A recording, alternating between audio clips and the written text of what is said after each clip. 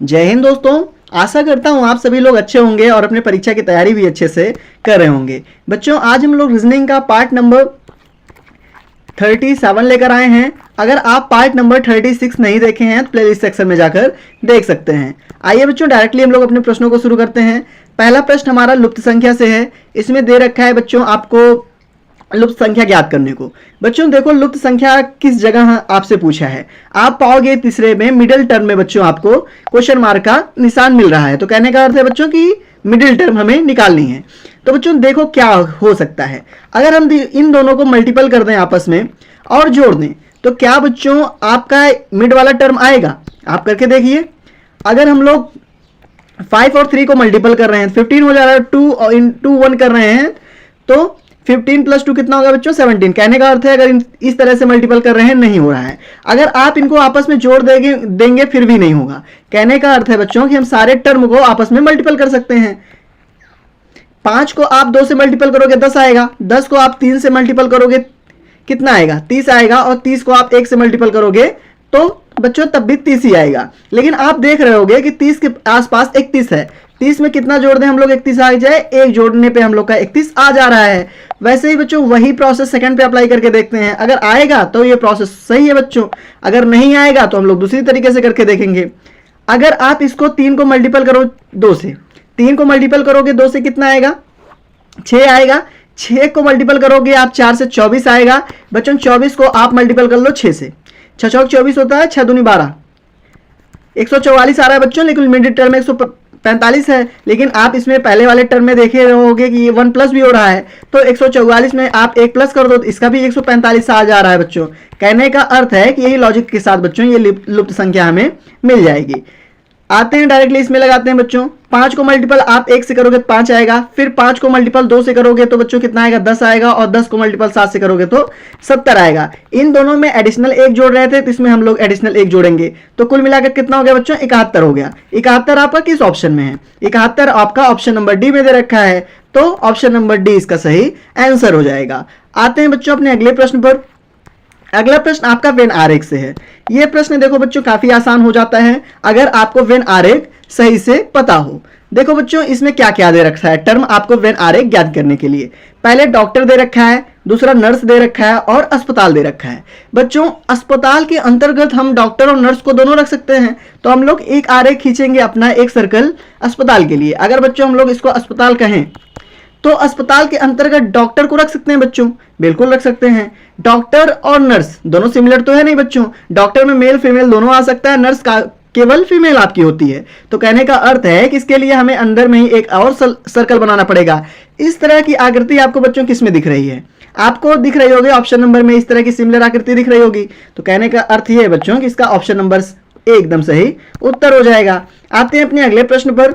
अगला प्रश्न आपसे संबंधित शब्द से है बच्चों। आमतौर पे अगर आप यूपी कांस्टेबल की परीक्षा देने जा रहे हो या फिर एसएससी रीजनिंग लेवल बच्चों एसएससी लेवल परीक्षा देने जा रहे हो तो इस तरह की रीजनिंग इन परीक्षाओं में बच्चों बहुत ज्यादा पूछी जाती है। कम से कम एक प्रश्न आपको जरूर देखने को मिल जाएगा। इसीलिए आपको संबंधित शब्द से प्रश्न को अच्छे से करने आना चाहिए। तो इसमें दिया गया बच्चों संबंधित शब्द को आपको चुनना है। आपको जीवन और मृत्यु के बीच में क्या नजर आ रहा है, दैट मीन इनका क्या बच्चों संबंध नजर आ रहा है। आपको पता होगा जीवन शुरुआती चरण और मृत्यु आखिरी चरण है ना बच्चों। शुरुआती चरण जीवन है और आखिरी चरण मृत्यु है बच्चों। वैसे आरंभ भी शुरुआती चरण है ना बच्चों। आरंभ शुरू होता है और खत्म को हम लोग क्या कहते हैं, खत्म को युग तो कहेंगे नहीं, ऑप्शन नंबर ए गलत है। खत्म को बच्चों काल कहेंगे नहीं, ये भी गलत है। अंत का बच्चों पर्यायवाची क्या होता है, खत्म होता है। कह सकते हैं आरंभ का अंत अंत से हो सकता है, मतलब आरंभ का बच्चों जो शब्द इसमें विलोम के आधार पर दिया है इसमें अंत हो सकता है। ठीक बच्चों, शुरुआत तो हो नहीं सकता, तो ऑप्शन नंबर डी भी गलत है। तो इसमें बच्चों ऑप्शन नंबर आपका एकदम बी एकदम सही आंसर हो जाएगा। आते हैं बच्चों अपना अगले प्रश्न देख लेते हैं। अगला प्रश्न क्या है। अगला प्रश्न आपका दे रखा है कि नीचे दिए गए श्रृंखला को आपको पूरा करना है। इसके लिए क्या करते हैं बच्चों, हम लोग देखते हैं आपकी सीरीज या फिर श्रृंखला बच्चों कैसे चल रही है। 2 से 29 में कैसे जा रही है, 29 से 56 में कैसे जा रही है, 56 से 83 में कैसे जा रही है। जनरल ऑर्डर में कहें बच्चों कि इनमें हम आपस में गैप निकाल लेते हैं। देखो 2 से 29 में अगर आप जाना है तो कह सकते हो मल्टीपल में बच्चों 2 का आप किसी नंबर से मल्टीपल करोगे 29 आएगा ही नहीं। तो इसके लिए हम लोग ऐड का सहारा लेते हैं। अगर बच्चों 29 और 2 के बीच में गैप देखें तो कितने का है, 2 में कितना जोड़ दें 29 आ जाए 27। वैसे बच्चों 29 में कितना जोड़ दें 56 आ जाए। 29 में कितना जोड़ दें हम लोग कि 56 आ जाए। अगर बच्चों 29 में आप 27 ऐड कर दोगे तो 56 आ जाएगा। कहने का अर्थ है बच्चों कि ये जो श्रृंखला चल रही है इनमें आप 27 ऐड हो रहा है, इससे 27 ऐड हो रहा है तो 29 आ रहा है, 29 से 27 ऐड हो रहा है 56 आ रहा है। 56 में बच्चों आप जब फिर 27 ऐड करोगे 83 आएगा। अब 83 में आप बच्चों 27 ऐड कर लो, 83 में 27 ऐड कर लो, कितना आएगा 7 3 10 होता है, 10 का 0 8 2 10 1 11 110 हो रहा है बच्चों। आपका 110 किस ऑप्शन में दे रखा है, 110 आपका ऑप्शन नंबर सी में दे रखा है, तो ऑप्शन नंबर सी एकदम बच्चों इसका करेक्ट आंसर हो जाएगा। आते हैं अपना अगला प्रश्न देखते हैं। अगला प्रश्न आपका क्या पूछ रखा है बच्चों, ये कह रखा है कि लिसन को अगर किसी कोडकृत भाषा में 59 34 17 किया गया है तो उसी में साइलेंट को किस प्रकार कोडरीकृत किएंगे। तो बच्चों इसका प्रश्न में ही उत्तर छुपा रहता है। आप देखो लिसन को कैसे लिख रहा है 593417। तो बच्चों आप देख लो एस बी लिसन में मौजूद होगा, I B L B E B N B T B, बस उसका प्लेस बच्चों एक्सचेंज करना है आपको। जैसे अब करके देखते हैं, जैसे साइलेंट आप लिख लीजिए, साइलेंट है बच्चों, साइलेंट आपने लिखा। अब देखो एस किसको रिप्रेजेंट कर रहा है, एस बच्चों 3 को रिप्रेजेंट कर रहा है तो एस के स्थान पर 3 लिख लें आप। उसके बाद आई है, आई किसको रिप्रेजेंट कर रहा है 9 को कर रहा है 9 लिख लें आप बच्चों। फिर उसके बाद एल किसको रिप्रेजेंट कर रहा है, एल 5 को कर रहा है 5 लिख लें। ई किसको कर रहा है बच्चों, ई 1 को कर रहा है तो 1 लिख लें। और एन किसको कर रहा है, एन बच्चों 7 को कर रहा है तो आप 7 लिख लें। और टी, टी किसको कर रहा है बच्चों, टी आपका 4 को कर रहा है, टी बच्चों आपका 4 को कर रहा है तो आप टी की जगह 4 लिख लें। अब 395174 395174 आपका किस ऑप्शन में दे रखा है, 395174 आपका ऑप्शन नंबर बच्चों डी में दे रखा है। तो इसका करेक्ट आंसर क्या हो जाएगा, ऑप्शन नंबर डी इसका सबसे सही उत्तर हो जाएगा। आई होप बच्चों आपको यह प्रश्न अच्छे से समझ में आ गया होगा। आइए चलते हैं अपना अगला प्रश्न देख लेते हैं। अगला प्रश्न क्या है, ये आपसे पूछा है कि दी गई आकृति में कौन सा अंग रंग करने वाले ब्रश जो बाल नहीं है। बच्चों ऐसी कौन सी आकृति है इसमें, मतलब सही है जिसमें अंग रंग करने वाले ब्रश जो बाल नहीं है। आपको कह रखा है कि ऐसा आपको अंग ढूंढना है बच्चों जो ब्रश तो है लेकिन बाल नहीं है। इसमें आपको बताना है कि बाल नहीं है। तो बच्चों ब्रश क्या है, ब्रश को आपको पहले देख लो, ब्रश की आकृति ये हो गई, ठीक। आप ध्यान से इसको देख लीजिए। अब वो कह रखा है कि बाल नहीं होना चाहिए बच्चों, बाल की ये आकृति है, बाल नहीं होना चाहिए, ठीक। वो बच्चों ब्रश भी होनी चाहिए और बाल भी नहीं होने चाहिए। इसका आप कलर एक्सचेंज करके देख लें, मतलब आपको आसानी होगी। ये बच्चों जो ब्लू कलर है बाल को इंडिकेट कर रहा है और जो ग्रीन कलर है आपका ब्रश का इंडिकेट कर रहा है, ठीक। अब कह रखा है बच्चों कि वो ब्रश ऐसा हो जो बाल ना हो, बाल ना हो। बच्चों देखो ब्रश कितना है, ब्रश आपका इतना एरिया है ना, आपका ब्रश कितना एरिया है, ब्रश आपका इतना एरिया है और इतना एरिया आपका बाल है। अब देख लो बच्चों आपको कह रखा है कि बाल ना हो, बाल ना होने का आपको इतना एरिया आप निकाल दें, इसमें ये वाला एरिया आप खत्म कर दें। और कह रखा है वो ब्रश भी होना चाहिए, ब्रश बच्चों आपको इतना एरिया होगा ब्रश, तो वो ब्रश हो बाल ना हो। इनमें से आपको बच्चों कौन सा दिख रहा है नंबर, आपको 2 दिख रहा है।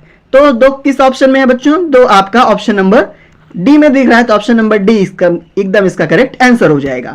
आते हैं अपना अगला प्रश्न देखते हैं बच्चों। अगला प्रश्न क्या है, अगला प्रश्न आपसे कह रखा है कि नीचे दिए गए प्रश्न में आपको संबंधित संख्या चुननी है। बच्चों संबंधित जैसे शब्द चुनते थे वैसे आप संख्या भी चुन लो। देखो इसमें 17 से 102 कैसे हो रहा है, 17 से 102 बच्चों कैसे हो रहा है।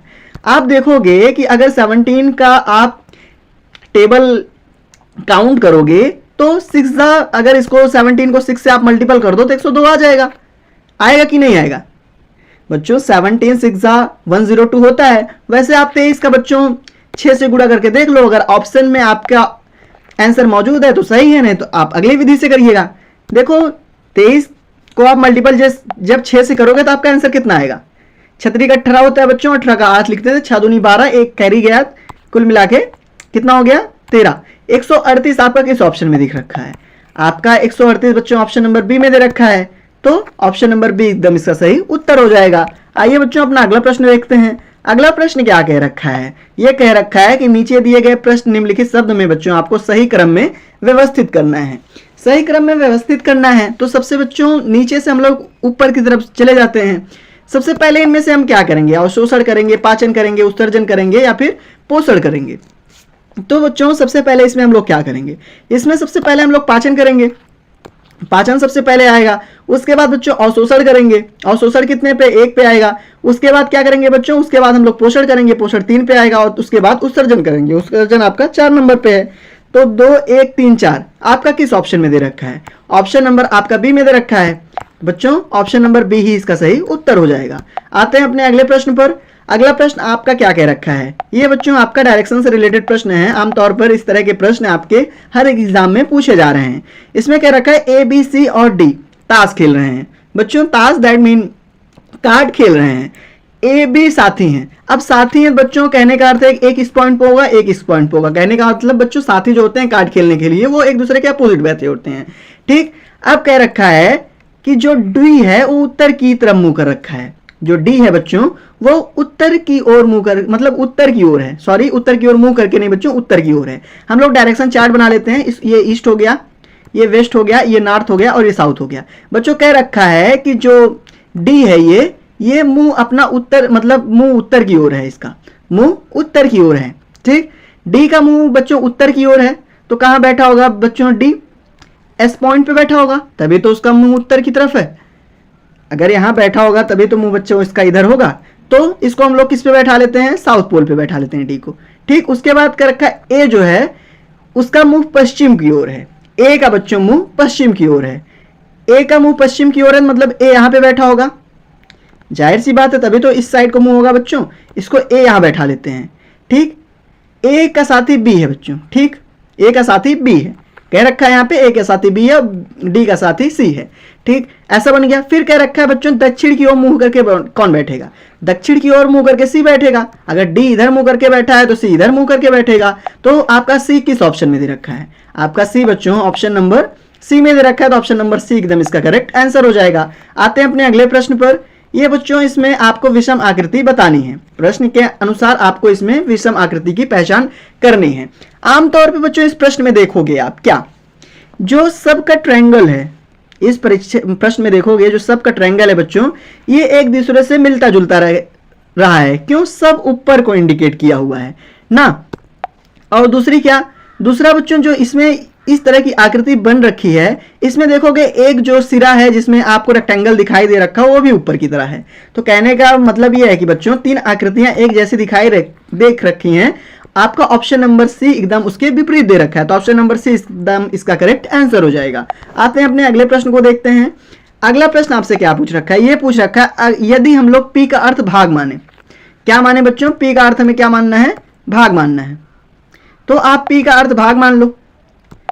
ठीक, 48 पी का अर्थ क्या मान लो, भाग मानना है। ठीक, उसके बाद कह रखा आर का अर्थ जोड़ मान लो। आर का अर्थ बच्चों जोड़ मानना है, तो इसका अर्थ हम लोग जोड़ मान लेते हैं। ठीक, उसके बाद रखा जो क्यू का अर्थ है बच्चों उसको हम लोग को गुणा मानना है। क्यू का अर्थ हम लोग को गुणा मानना है। एस का अर्थ बच्चों हम लोग को घटाव मानना है। एस का अर्थ हम लोग को घटाव मानना है। बच्चों क्यू 2 बार दे रखा है इसीलिए उसका उपयोग हम लोग 2 बार करेंगे। ठीक, अब कह रखा है बच्चों कि इसमें क्वेश्चन मार्क के स्थान पर हमें क्या मिलेगा। इस तरह के प्रश्न बच्चों बॉड मास के अकॉर्डिंग हम लोग सॉल्व कर लेते हैं। बॉड मास क्या होता है, पहले ब्रैकेट ऑफ करेंगे, फिर डिवाइड करेंगे, फिर मल्टीप्लाई करेंगे, फिर सब्ट्रैक्शन, फिर एडिशन, फिर सब्ट्रैक्शन। ठीक, इसमें सबसे पहले हम लोग मल्टीपल कर लेते हैं। 48 को आप 4 से डिवाइड करोगे तो 12 आएगा। ठीक बच्चों, इधर 12 इधर अगर 3 को मल्टीपल करोगे बच्चों तो कितना आएगा, ये भी बच्चों 12 आ जाएगा। और इधर अगर इनको मल्टीपल करोगे कितना आ जाएगा, 24 आ जाएगा।